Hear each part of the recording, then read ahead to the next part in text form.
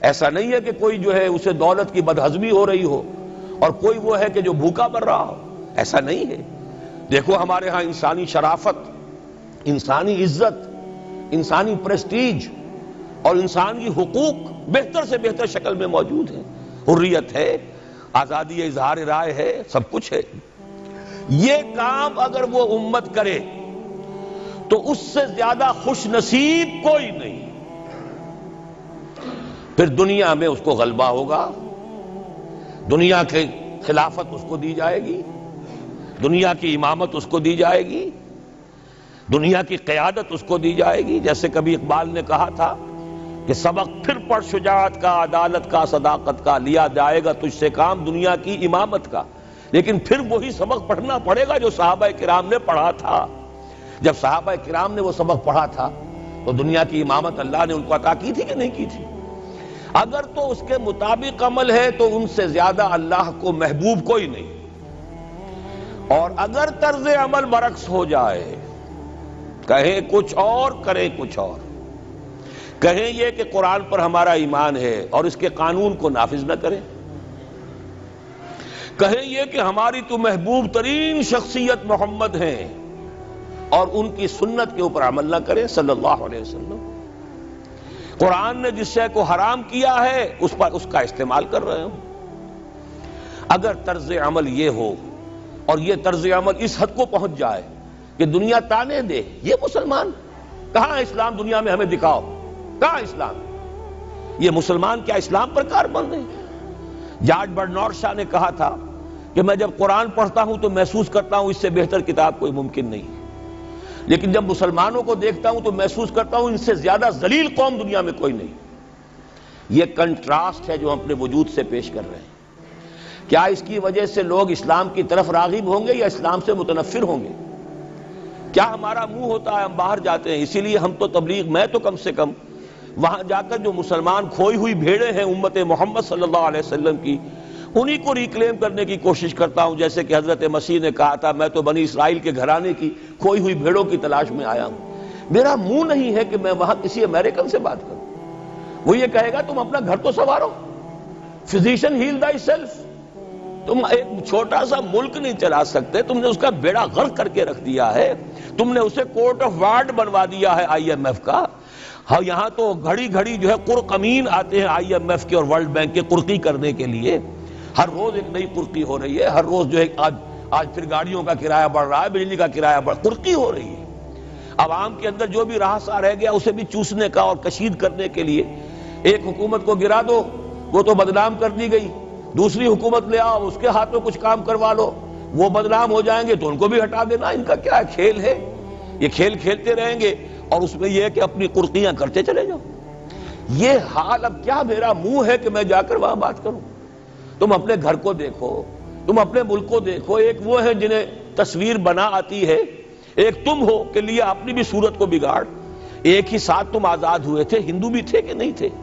انہوں نے اس ملک کو بنایا ہے، اپنی معیشت کو، اپنی اکانومی کو اپنی بنیادوں پر، اپنے پاؤں پر، اپنے پیروں پر کھڑا کیا ہے۔ آج جو ہے وہ ایک منی سپر پاور بن چکا ہے، اور وہ کہ ڈرتا تھا پاکستان دو طرف سے ہمیں جو ہے قابو میں کر لے گا۔ پہلے تقریباً 20 برس جو ہیں ہندوستان کے، بھارت کے کانپتے ہوئے گزرے ہیں پاکستان سے، اب 30 برس سے جو صورتحال ہے وہ آپ کو معلوم ہے۔ تو صورت یہ ہے کہ جب کوئی قوم جو امت مسلمہ ہو یہ طرز عمل اختیار کرتی ہے تو عذاب اس پر آتا ہے۔ بڑی کڑوی بات ہے، آج عذاب کفار پر نہیں آ رہا، وہ تو اللہ تعالیٰ ان سے آخرت میں نبٹ لے گا، اور آخرت تو ہے ہمیشہ کی، بڑا سو عذاب تو وہیں کا ہے۔ وَلَعَذَابُ الْآخِرَةِ أَكْبَرُ لَوْ كَانُوا يَعْلَمُونَ۔ دنیا میں کفار پر عذاب آتا تھا جب کوئی رسول بھیج دیا جائے، اب رسول آئے گا نہیں، ایک ایکسیپشن ہے وہ بعد میں بتاؤں گا، لیکن اب دنیا میں جو عذاب آتا ہے وہ مسلمان امت پر آتا ہے۔ اب اس کو چونکہ بات بہت کڑوی ہے، تھوڑا سا میں اس کے اندر آپ کے لیے سمجھنا، حلق سے اتارنا اس کڑوی گولی کا آسان کر دوں۔ دیکھیے ہم سے پہلے بھی ایک امت مسلمہ تھی کہ نہیں؟ ہماری عمر جو ہے امت مسلمہ کی حیثیت سے ابھی 1400 برس ہوئی ہے، 1417 سن ہجری چل رہا ہے نا۔ اس میں آپ اور حضور کی بعثت 12 برس اور، تو 1430 برس سمجھیے، اس لیے کہ اس وقت جب سے کہ وحی کا آغاز ہوا ہے۔ یہ ہماری کل تاریخ ہے، ابھی 1450 برس نہیں ہوئی۔ ہم سے پہلی جو امت تھی 2000 برس تک اسی مقام پر فائز رہی۔ وہ کون تھے؟ بنی اسرائیل۔ وہ موسیٰ کے امتی تھے، ہم محمد کے امتی ہیں علی نبینا علیہ الصلوۃ والسلام۔ انہیں تورات دی گئی تھی، ہمیں قرآن دیا گیا ہے۔ نبی ہونے کے اعتبار سے افضل ترین نبی، رسول ہونے کے اعتبار سے اکمل ترین رسول، کتاب ہدایت ہونے کے اعتبار سے جامع ترین کتاب، نوع انسان را پیام آخری حامل او رحمت للعالمین۔ یہ اپنی جگہ تقابل ہے، لیکن ایک اور اعتبار سے دیکھیے، عمر اس کی طویل تھی 2000 برس، ہماری ابھی 1400 برس ہوئی۔ اور دوسری بات، اس امت میں 1400 برس تک کوئی وقت ایسا نہیں گزرا کہ کوئی نبی موجود نہ ہو۔ سینکڑوں نبی آئے۔ شروع ہوئی ہے 1400 قبل مسیح میں، جب تورات دی گئی حضرت موسیٰ کو، اور آپ کو معلوم ہے اس وقت 2 رسول تھے، موسیٰ بھی اور ہارون بھی علیہ الصلوۃ والسلام۔ پھر حضور کی حدیث بخاری شریف میں موجود ہے، کانت بنو اسرائیل تسوسهم الانبیاء کلما ہلک نبی خلفہ نبی۔ بنی اسرائیل کی سیاست اور حکومت جو ہے انبیاء کے ہاتھ میں ہوتی تھی۔ جب بھی کوئی نبی فوت ہوتا تھا دوسرا نبی اس کا قائم مقام، اس کا جانشین ہو جاتا تھا، جیسے داؤد کے بیٹے سلیمان۔ آخری جو نبی آئے ان کے ہاں وہ حضرت مسیح، اور ان کے ہم عصر حضرت یحییٰ علیہ الصلوۃ والسلام۔ تو یوں سمجھیے 2 سے شروع ہوا، 2 پر ختم ہوا، موسیٰ و ہارون، عیسیٰ و یحییٰ، درمیان میں 1400 برس، اور کوئی وقت ایسا نہیں ہے جب کہ کوئی نبی موجود نہ ہو۔ کیسی امت تھی! اسی لیے میں نے آپ کو بتایا، قرآن مجید میں سورہ بقرہ میں 2 جگہ فرمایا ہے، یا بنی اسرائیل اذکروا نعمتی التی انعمت علیکم وانی فضلتکم علی العالمین۔ چھٹا رکوع بھی شروع ہوتا ہے اسی آیت سے سورہ بقرہ کا، اور 15واں رکوع پھر شروع ہوتا ہے اسی آیت سے۔ اے بنی اسرائیل، میرے اس انعام و اکرام کو یاد کرو جو میں نے تم پر کیا، اور میں نے تو تمہیں تمام جہان والوں پر فضیلت دی تھی۔ لیکن وہی بنی اسرائیل، جب ان کا طرز عمل کیا ہوا، شریعت کو پس پش ڈال دیا۔ نبذ فریق من الذین اوتوا الکتاب کتاب اللہ وراء ظہورہم مثل الذین حملوا التوراۃ ثم لم يحملوها كمثل الحمار يحمل اسفارا۔ کتاب سے ناطا توڑ لیا، بس اس کو مقدس کتاب بنا کر رکھ دیا، نہ پڑھنا، نہ سمجھنا، نہ اس پر عمل کرنا، جیسے ہم کرتے ہیں۔ ایصال ثواب کی محفلوں میں کام آتا ہے، یا بچیوں کو وہ جہیز میں دینے کے کام آتا ہے، یا قرات کی محفلیں ہوتی ہیں، مقابلے ہوتے ہیں۔ اللہ اللہ خیر صدہ قرآن مجید سے ہمارا کیا سروکار رہ گیا ہے۔ بہایا تشترا کار جزی نیست کہ از یاسین او آسا بمیری۔ عیاشیاں کرتے تھے، بدماشیاں کرتے تھے، غلط کام کرتے تھے، لیکن انہیں خیال یہ تھا کہ ہم چونکہ ابراہیم کی نسل سے ہیں، موسیٰ کی امت میں سے ہیں، نحن ابناء اللہ واحباؤہ، ہم تو اللہ کے بیٹوں کے مانند ہیں، بڑے چہیتے ہیں۔ اسی پر اللہ نے فرمایا فَلِمَ يُعَذِّبُكُمْ بِذُنُوبِكُمْ بَلْ أَنْتُمْ بَشَرٌ مِّمَّنْ خَلَقَ۔ ایسے ہی تم چہیتے اور لاڈلے ہو تو اللہ تعالیٰ تمہیں عذاب کیوں دیتا رہا ہے؟ تمہیں نیبوکڈنیزر کے ہاتھوں پٹوایا 600 قبل مسیح میں، یوں سمجھیے تقریباً وسط میں آتا ہے یہ معاملہ۔ 1400 قبل مسیح میں تورات دی گئی، اور سمجھیے کہ ایک مسیحی میں حضرت مسیح آ رہی ہے 30 سن عیسوی میں، ان کے درمیان تقریباً وسط میں اشیریوں کے ہاتھوں پٹوایا اور بابلیوں کے ہاتھوں پٹوایا۔ بخت نصر جس کو کہتے ہیں، نیبوکڈنیزر، 6 لاکھ یہودی اس نے قتل کیے یروشلم میں، 6 لاکھ کو قیدی بنا کر لے گیا۔ ہیکل سلیمانی گرا دیا گیا جو کہ ان کا کعبے کے درجے میں تھا، اور یہ کہ کوئی ایک متنفس نہیں بچا یروشلم میں، کوئی 2 اینٹیں سلامت نہیں رہی۔ انہیں لے گیا بیبیلونیا میں، کیپٹیوٹی، پیریڈ آف کیپٹیوٹی۔ وہاں سے واپس آئے، توبہ کی انہوں نے، حضرت عزیر علیہ السلام کی دعوت توبہ جو ہے، توبہ کی منادی کے نتیجے میں، تو پھر اللہ نے انہیں ایک موقع اور دیا، اور ان کی ایک بڑی عظیم سلطنت قائم ہوئی، مکابی سلطنت، اور پھر ٹیمپل جو ہے دوبارہ بنا. یہ جو سیکنڈ ٹیمپل کہلاتا ہے، دوسری تعمیر جو ہوئی ہیکل سلیمانی کی، اس کو بھی پھر دوبارہ جب ان کے ہاں وہی لچھن آئے، میں تجھ کو بتاتا ہوں تقدیر امم کیا ہے، شمشیر و ثنا اول، طاؤس و رباب آخر. جب وہی لچھن ہو گئے پھر عذاب کے کوڑے پڑے، پہلے گریکس کے ذریعے، یونانیوں کے ذریعے، پھر رومنز کے ذریعے، اور سن 70 عیسوی میں وہ دوسرا ہیکل سلیمانی بھی مسمار کر دیا گیا اور انہیں فلسطین سے نکالا دے دیا گیا. نکل جاؤ یہاں سے. تقریباً یوں سمجھئے کہ 1917 تک، سن 70 سے 1917 تک کتنے ہو گئے؟ 1850 برس ہو گئے تقریباً. 1850 برس یہ لوگ پھر فلسطین میں داخل نہیں ہو سکے، اور وہ ہیکل سلیمانی آج تک بھی پڑا ہوا ہے منہدم، سوائے اس کی ایک دیوار کے جسے یہ ویلنگ وال کہتے ہیں. وہاں جاتے ہیں، رو دھو کر آ جاتے ہیں. اب تو خیر ان کا قبضہ ہے، جانا آنے کا سوال نہیں رہا، ورنہ 1967 سے پہلے بھی اجازت لے کر جاتے تھے، ماتم کر کے آ جاتے تھے. اس لیے کہ یروشلم جو ہے اس پر قبضہ تو ان کا ہو گیا تھا، لیکن مشرقی علاقہ ہے وہ، اور اس پر ابھی عربوں کا زیادہ تسلط تھا. اب وہ ختم ہو رہا ہے. معلوم ہوا کہ وہی قوم جو ہے، جو چہیتی بھی تھی، لاڈلی بھی تھی، خیر الامم تھی، انی فضلتکم علی العالمین کا مصداق تھی، جس پر انعامات تھے، اکرام تھا، جنہیں حضرت داؤد اور سلیمان کی سی حکومتیں دی گئیں، ان سب کا معاملہ کیا ہوا؟ غلط عمل کی وجہ سے، برعکس رویے کی وجہ سے. قرآن مجید ہی میں 2 جگہ ہے تھوڑے سے لفظی فرق کے ساتھ، ضربت علیہم الذلۃ والمسکنۃ وباؤوا بغضب من اللہ. ان پر ذلت تھوپ دی گئی، ذلیل کر دیے گئے. 1850 برس تک، پہلے 150 برس تک کیپٹیوٹی میں رہے تھے، اب 1850 برس تک جسے یہ ڈائسپورا کہتے ہیں اس میں رہے. روتے تھے، یاد کرتے تھے اپنی فلسطین کی سرزمین کو کہ ہم وہاں سے نکالے گئے ہیں. وہ بھی حضرت عمر نے اجازت دی تھی جا کر، جبکہ یروشلم جو ہے ہینڈ اوور کیا ہے وہاں کے عیسائیوں نے، حضرت عمر کے حوالے کیا ہے رضی اللہ تعالی عنہ، تو حضرت عمر نے انہیں آ کر زیارت کرنے کی اجازت دی، ورنہ زیارت کی اجازت بھی نہیں تھی. عیسائیوں نے روکا ہوا تھا، نو جیو کوڈ انٹر جیروشلم. اور وہ جو معاہدہ کیا تھا عیسائیوں نے حضرت عمر سے، یہ ان کی طرف سے شرط تھی کہ آپ یہاں یہودیوں کو آباد ہونے کی اجازت نہیں دیں گے، لیکن کم اینڈ وزٹ، آئیں، زیارت کریں اور جائیں، لیکن یہاں آباد نہیں ہوں گے. یہ قوم جو اونچی تھی، بڑی تھی، فضلتکم علی العالمین تھی، لیکن وہی قوم ضربت علیہم الذلۃ والمسکنۃ وباؤوا بغضب من اللہ، اللہ کے غضب کو لے کر لوٹی. یہ ہے اصل میں وہی معاملہ جو آج ہمارے ساتھ ہے. اللہ کا قانون تو غیر جانبدار ہے. وَلَن تَجِدَ لِسُنَّتِ اللَّهِ تَحْوِيلًا وَلَن تَجِدَ لِسُنَّتِ اللَّهِ تَبْدِيلًا. اللہ کا قانون قوموں اور امتوں کے لیے بدلتا نہیں.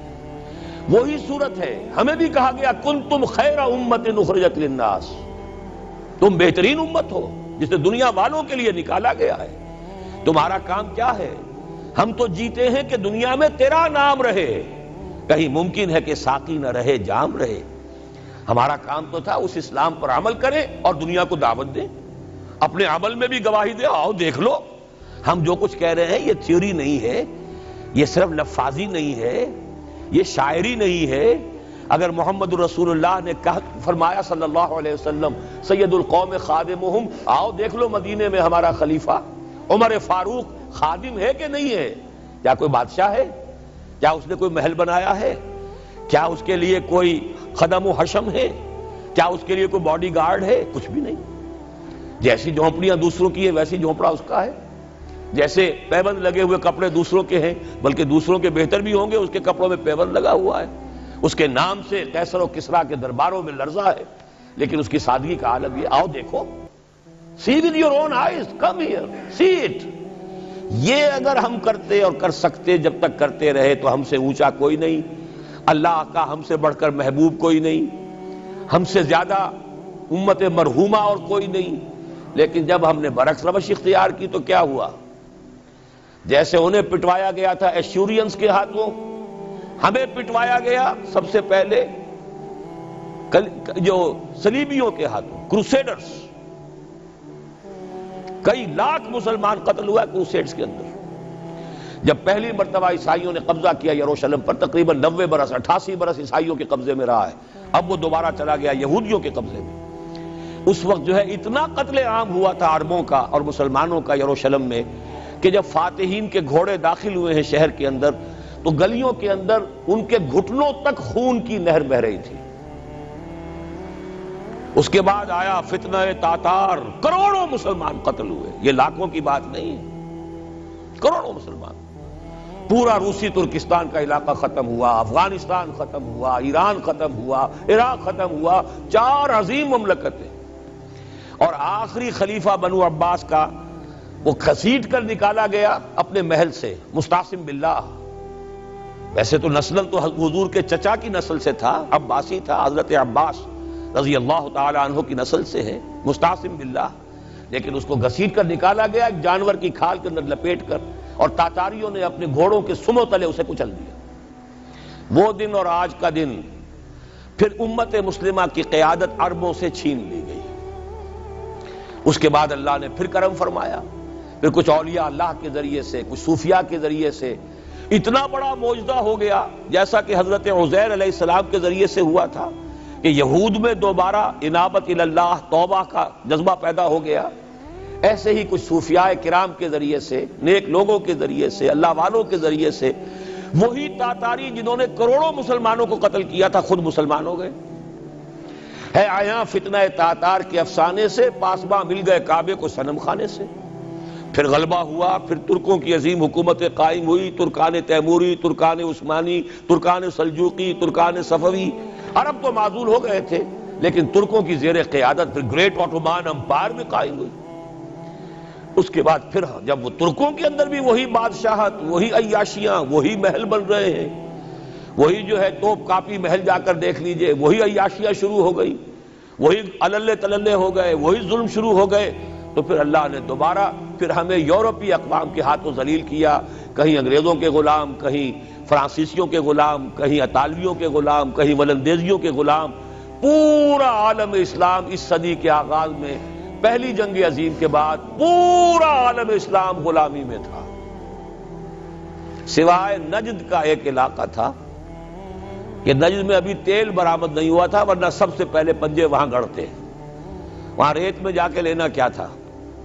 باقی تو یہ ہندوستان غلام ہے، انڈونیشیا غلام ہے، سب کے سب یہ جاوا، سماٹرا، چلتے جائیے سب غلام ہیں۔ اس کے بعد ایران چاہے براہ راست غلامی نہیں تھی لیکن انگریزوں کے انتداب میں تھا، کنٹرول انہی کا تھا۔ عراق پر انگریزوں کا کنٹرول تھا۔ اسی طریقے سے یہ ساری جو عرب مملکتیں ہیں یہ انگریزوں کے زیر اثر تھی، اور یا یہ کہ فرانسیسیوں کے زیر اثر تھی۔ شمالی افریقہ یا فرانسیسیوں کا تھا یا اسپین کا تھا، اور یا یہ کہ اطالویوں کا تھا لیبیا۔ یہ حال ہمارا ہوا۔ یہ ہے اصل سبب اور یہ ہے معاملہ جس میں اب میں آخری بات اس موضوع پر کہہ دینا چاہتا ہوں۔ یہ پروسیس بہت جلد ایک بہت بڑی کلائمیکس کو اور بہت بڑی انتہا کو پہنچنے والا ہے۔ وہ انتہا کیا ہے؟ دیکھیے، میں نے جو کہا تھا کہ ایک استثناء ہے، ایک قوم، ایک امت ایسی ہے کہ جس نے اپنے رسول کو رد کیا اور اسے ہلاک نہیں کیا گیا۔ حضرت نوح کی قوم غرق، حضرت ہود کی قوم ختم، حضرت صالح کی قوم ختم، حضرت شعیب کی قوم ختم، آل فرعون ختم۔ یہود وہ امت ہے کہ معزول تو ہو گئی، جیسے ہی حضور آ گئے قرآن لے کر معزول ہو گئے۔ وہ جیسے کوئی ایک منصب ہے، اس منصب سے معزول کر دیے گئے، قتل نہیں کیا گیا، انہیں زندہ رکھا گیا۔ منصب تو اب قرآن آ گیا، محمد رسول اللہ آ گئے صلی اللہ علیہ وسلم، اور کعبے کے گرد ایک نئی امت۔ وَكَذَلِكَ جَعَلْنَاكُمْ أُمَّةً وَسَطًا لِتَكُونُوا شُهَدَاءَ عَلَى النَّاسِ وَيَكُونَ الرَّسُولُ عَلَيْكُمْ شَهِيدًا۔ اگرچہ یہ امت 600 برس قبل قتل اور ختم ہونے کی مستحق ہو چکی تھی۔ کیوں؟ 600 برس قبل آئے تھے حضرت مسیح علیہ السلام، اور قرآن میں بھی ہے اور موجودہ بائبل میں بھی ہے کہ حضرت مسیح کو اسرائیل ہی کی طرف بھیجا گیا۔ صرف سورہ آل عمران میں ہے رسولاً الی بنی اسرائیل، یہ تو صرف محمد الرسول اللہ صلی اللہ علیہ وسلم ہے جنہیں پورے عالم انسانیت کی طرف بھیجا گیا. کوئی اور رسول تمام انسانوں کے لیے مبعوث نہیں ہوا. اور ابھی بائبل میں موجود ہے کہ میں صرف اسرائیل کے گھرانے کی کھوئی ہوئی بھیڑوں کی تلاش میں آیا ہوں. اسی لیے میں نے کہا تھا میں بھی امریکہ وغیرہ جاتا ہوں تو یہ اپنے پاکستانی ہندوستانی بھائی جو ہیں یہ کھوئی ہوئی بھیڑیں وہاں جا کر جو ہیں وہ گم ہو گئی ہیں، ان گم شدہ بھیڑوں کی تلاش میں. تو اس کو اچھی طرح سمجھ لیجئے، حضرت مسیح کی بعثت تھی بنی اسرائیل کی طرف، اور بنی اسرائیل نے نہ صرف یہ کہ ان کو مانا نہیں بلکہ الٹا اپنے بس پڑتے سولی پر چڑھا دیا. اپنے بس پڑتے، اس میرے الفاظ کو نوٹ کر لیجئے. گویا کہ یہ اب اس عذاب استیصال، آخری ہلاکت والے عذاب کے مستحق ہو گئے. لیکن یہ پوری انبیاء اور رسل کی تاریخ میں ایک استثناء ہے کہ اس میں جیسے آج کل ہم کہتے ہیں ججمنٹ ریزروڈ، حضرت مسیح کو اللہ نے زندہ اٹھا لیا، یہود کے اوپر لعنت تو کر دی، ختم نہیں کیا. سمجھ رہے ہیں میری بات کو؟ سن 70 سے ان پر عذاب آیا، حضرت مسیح سن 33 عیسوی میں اٹھائے گئے. سن 70 میں عذاب آ گیا ٹائٹس رومی کے ہاتھوں، وہ ہیکل سلیمانی بھی پھر دوبارہ گر گیا اور انہیں نکال دیا گیا ڈائسپورا سن 70 سے. لیکن ختم نہیں کیا گیا. یہ استثناء ہوا ہے. کیوں ہوا ہے؟ یہ بات پھر دوسری میری آج کی گفتگو میں بڑی کڑوی بات ہے، بہت کڑوی بات ہے. یہ جو دوسری امت جو جس سے کہ میں اور آپ ہیں، اور جو بہترین امت ہے، کنتم خیر امت، یہ جب طرز عمل وہی اختیار کرے گی جو یہودیوں نے کیا تھا، ان کو سزا ان ملعونوں کے ہاتھوں دلوائی جائے گی. بات سمجھ لیجئے میری. آپ کو معلوم ہے پھانسی کا پھندا کون ڈالتا ہے؟ چوڑا. اور ہندوستان میں مجھے بتایا مولانا امین حسن اصلاحی صاحب نے، وہ مشرقی یو پی سے ان کا تعلق ہے، اعظم گڑھ سے، کہ ہمارے علاقے میں یہ رواج تھا کہ اگر کوئی راجپوت شخص کوئی بہت گھناؤنا کوئی کام کرتا تھا تو اس کو جوتے لگواتے تھے چمار کے ہاتھوں. راجپوت کے سر پر راجپوت کا جوتا پڑا تو چلیے جوتا تو ہے لیکن ہے تو راجپوت کا. لیکن جب راجپوت کے سر پر چمار کا جوتا پڑتا تھا، جسے انگریزی میں ہم کہتے ہیں to add insult to injury, ایک تو تکلیف ہو رہی ہے جوتے کی اور ایک انسلٹ ہو رہی ہے کہ چمار کا جوتا ہے، تو یہ گویا کہ بدترین سزا ہو گئی. یہ امت جتنی اونچی ہے، جس کے رتبے ہے سوا، اس کی سوا مشکل ہے.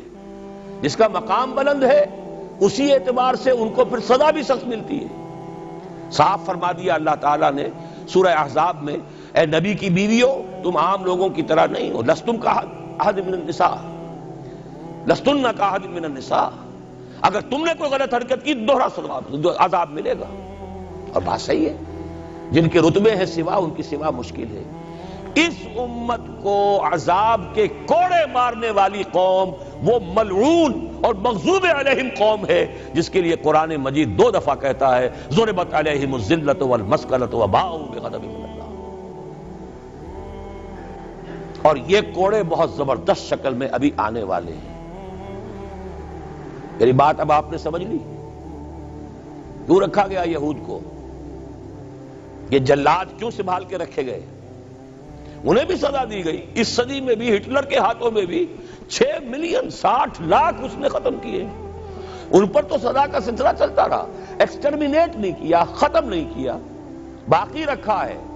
اس لیے کہ ان کو کوڑا بنا کر امت مسلمہ کی پیٹھ پر مارنا ہے کہ تمہارا رتبہ، تم محمد کے امتی صلی اللہ علیہ وسلم، ہمارے آخری رسول، ہمارے اکمل رسول، ہمارے خاتم النبیین، خیر البشر، اور ان کی امت ہو کر تمہارا حال یہ ہے. تو تم سزا کے مستحق جو ہو، وہ سزا ہے کہ جو اچھی طرح سمجھ لیجئے ہماری حال جو اس صدی کے آخر میں شروع میں ہوا تھا کہ تمام مسلمان غلام، اس غلامی کے اوپر جو مزید کوڑا تیار ہوا 1917 میں بالفور ڈیکلریشن کے ذریعے سے برطانیہ نے اجازت دے دی کہ یہودی آ سکتے ہیں، اب فلسطین میں آ کر آباد ہو سکتے ہیں. وہ مکان خرید سکتے ہیں، جائیداد خرید سکتے ہیں، زمینیں خرید سکتے ہیں۔ 1971 اس پر اندیشہ تھا کہ کہیں اگر خلیفہ عثمانی نے جہاد کا اعلان کر دیا، اس لیے کہ سلطان عبد الحمید کو بڑی سے بڑی رشوتیں پیش کر کے دیکھ لیا تھا انہوں نے، کہ یہ جو ہمارے اوپر پابندی ہے کہ ہم فلسطین میں آباد نہیں ہو سکتے، جو کہو ہم تمہیں دولت دینے کو تیار ہے، یہ پابندی ختم کر دو۔ سلطان عبد الحمید ویسے جو بھی کچھ تھے چھوڑ دیجئے، لیکن یہ کہ اس نے کہا کہ جو معاہدہ عمر نے کیا تھا رضی اللہ تعالی عنہ، میں پیچھے نہیں جاؤں گا، لہذا خلافت ختم کروا دی۔ اور کروائی کس کے ہاتھوں؟ ایک مسلمان کے ہاتھوں، اس لیے کہ فری میسن تھا مصطفیٰ کمال پاشا، فری میسن، یہ سب یہودیوں کے ادارے۔ چاک کر دی ترک ناداں نے خلافت کی قبا، سادگی اپنوں کی دیکھ اوروں کی عیاری بھی دیکھ۔ ہندوستان میں ہنگامہ چل رہا ہے، تحریک چل رہی ہے، مسلمان ہجرت کر رہے ہیں اور سب کچھ ہو رہا ہے، اور ہندو بھی شامل ہو رہے ہیں خلافت کی تحریک میں، لیکن اب مدعی سست گواہ چست۔ جب مصطفیٰ کمال نے خود ختم کر دی تو سب پانی پڑ گیا آگ کے اوپر۔ اب کیا بولیں، کس کو برا کہیں؟ اس کے بعد 1948 میں ان کی ریاست قائم ہو گئی اسرائیل۔ کتنے برس بعد؟ ریاست تو خیر اس وقت بھی ان کی نہیں تھی جبکہ ٹائٹس نے ختم کیا ہے، وہ تو بہت پہلے کی بات تھی۔ تقریباً 2000 سال بعد اسرائیل 1967 میں جنگ کروائی، اور یہ بالکل صدام کی طرح کا مسئلہ تھا۔ 1967 کی جنگ میں ایک سازش تھی، انہوں نے بطور مہرہ استعمال کیا جمال عبد الناصر کو، جس نے اچانک جو ہے ایلات کی بندرگاہ کو بلاک کر دیا۔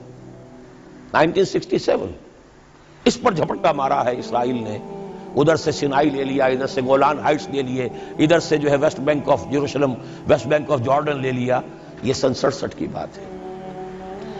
پھر عالم عرب میں ایک ملک ذرا نکلنے لگا تھا کہ شاید ایک کے پاس پیسہ بہت تھا، لیبیا کے پاس، وہ مدد کر سکتا تھا کسی مسلمان ملک کی کہ وہ ایٹم بم بنا لے۔ دو ملک ایسے تھے، ایک غیر عرب، ایک عرب۔ عراقیوں کے پاس کچھ صلاحیت معلوم ہو رہی تھی کہ کچھ دانت شاید نکل آئیں، جیسے دودھ کے دانت ہوتے ہیں تو شاید ایٹمی دانت نکل آئیں، وہ بھرکس ان کا نکالا ہے۔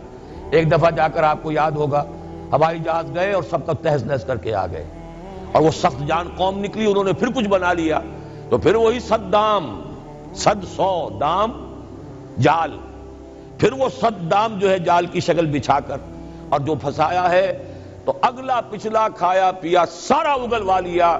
نتیجہ کیا نکلا؟ جنگ خلیج کے بعد اب عالم عرب پورا کا پورا اسرائیل کے سامنے سرنگوں ہے، وہ شاہ حسن ہو یا شاہ حسین ہو،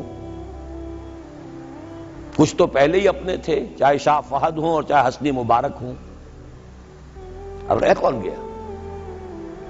اس سے بڑی ذلت کوئی ہے؟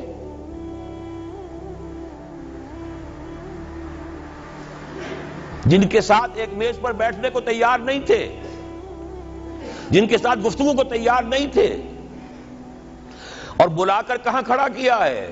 آؤ میڈرڈ میں، اسپین میں آؤ، اسپین سے شروع کروائیں گفتگو۔ اور اسپین کون سی جگہ ہے؟ مسلمانوں کا دنیا میں سب سے بڑا قبرستان، جہاں 800 برس حکومت کی اور پھر ایک ایک بچہ ختم کر دیا گیا، نام و نشان مٹا دیا گیا۔ 1492 میں فال آف گرینیڈا ہوا ہے، سقوط غرناطہ، اور 1992 میں ٹھیک 500 برس بعد یہ نیگوسیشن شروع ہوئی ہیں میڈرڈ کے اندر۔ اور اب جو صورتحال ہو رہی ہے، آپ اخبارات میں پڑھ رہے ہوں گے، وہ نام نہاد صلح کو توڑنے کے اوپر تلا بیٹھا ہوا اسرائیل۔ کیا ہوگا؟ ابھی میں ادھر جانا نہیں چاہتا۔ بہت بڑا ہنگامہ آ رہا ہے، بہت بڑا ہنگامہ آ رہا ہے، اور سب سے بڑا یہ عذاب کا کوڑا جو ہے یہودیوں کے ہاتھوں کس پر پڑے گا؟ عربوں پر۔ کیوں پڑے گا؟ اس لیے پڑے گا کہ اس امت مسلمہ میں عربوں کی فضیلت سب سے اونچی ہے، اصول تو وہی ہے، جن کے رتبے ہیں سوا ان کی سوا مشکل ہے۔ عرب کون ہیں؟ جن میں سے حضور تھے صلی اللہ علیہ وسلم۔ یہ رتبہ بلند ملا جس کو مل گیا، ہر مدعی کے واسطے دار و رسن کہاں؟ عرب کون ہیں؟ جن کی مادری زبان میں اللہ کا کلام ہے۔ مجھے اور آپ کو 100 پاپڑ بیلنے پڑیں گے قرآن کو سمجھنے کے لیے، ہماری بہت عظیم اکثریت تو پھر بھی نہیں سمجھ سکے گی، ترجمے پڑھ لے گی زیادہ، اور کیا کرے گی؟ ان کی مادری زبان۔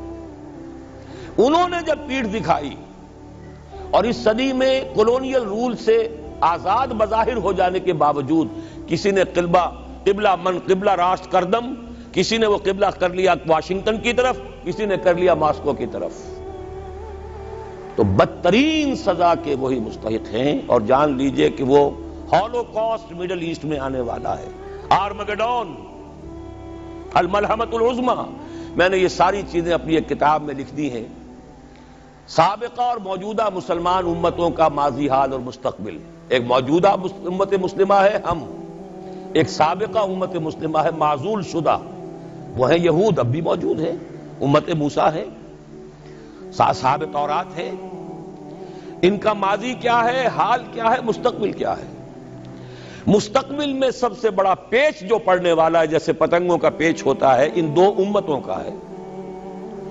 مڈل ایسٹ سب سے بڑی جنگ، تاریخ انسانی کی عظیم ترین جنگ کا میدان بنے گا، جس کو حضور نے نام دیا الملحمۃ العظمیٰ، عظیم ترین جنگ۔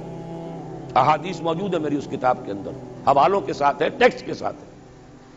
ویل للعرب من شر قد اقترب، ہلاکت اور بربادی ہے عرب کے لیے اس شر سے جو قریب آ چکا ہے۔ لیکن اب یہ بات تو پھر میرے اور آپ کے لیے ذرا دور کی ہو گئی۔